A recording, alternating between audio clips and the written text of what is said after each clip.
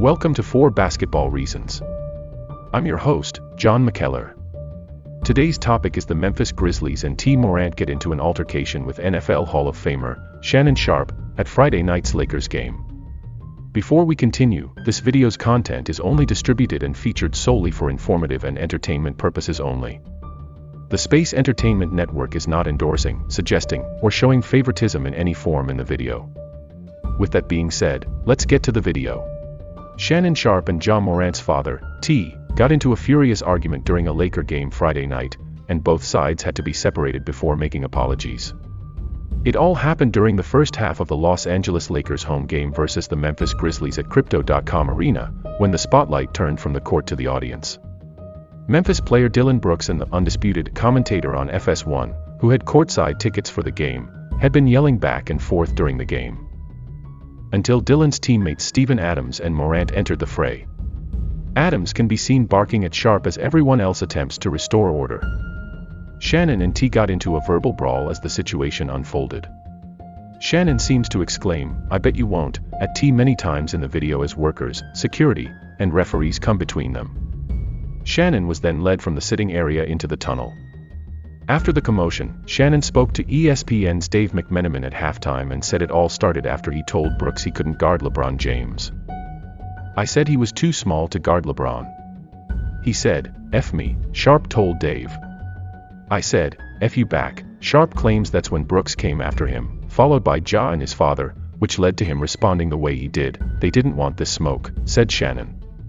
"They do all this talking and jockeying, and I ain't about that jockeying. I wanted anything they had. Don't let these fools fool you now."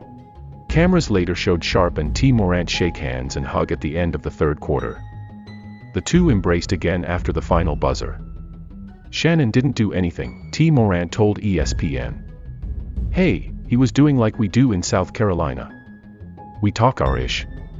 South Carolina, stand up. When asked about his thoughts on the Sharpe and T. Morant altercation, LeBron James responded, I ride with Shannon for 365 days, 366 on a leap year, 24/7, James said after the game.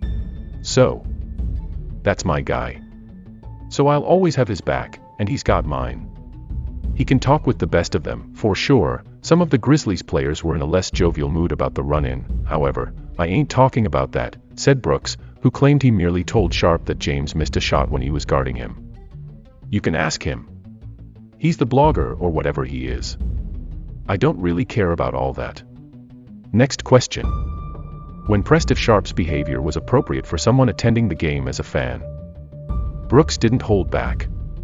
"A regular pedestrian like him? No," Brooks said. "He should have never come back in the game. But this is LA." When Jon Morant was asked about Sharpe, he paused for about 6 seconds before speaking, then said, "Let me think," and was silent for a few more seconds before answering. "Nah," he said, thinking better of elaborating. "I ain't going to address that.